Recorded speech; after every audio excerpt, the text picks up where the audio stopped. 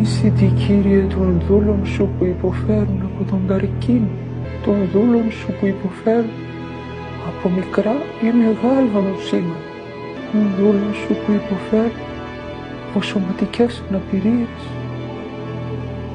των δούλων σου που υποφέρουν από ψυχικές αναπηρίες.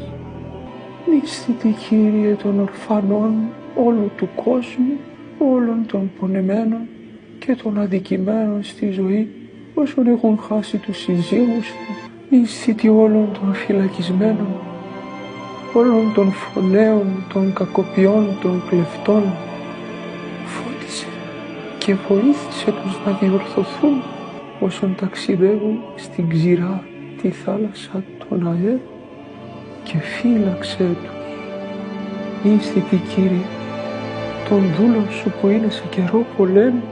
Ήσυτη, Κύριε, των φτωχών, αστέγων και προσφύγων.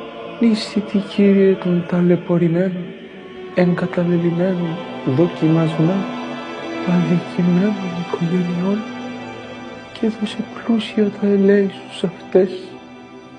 Ήσυτη όσων βρίσκονται σε απόγνωση, βοήθησε και γαλήνευσέ τους.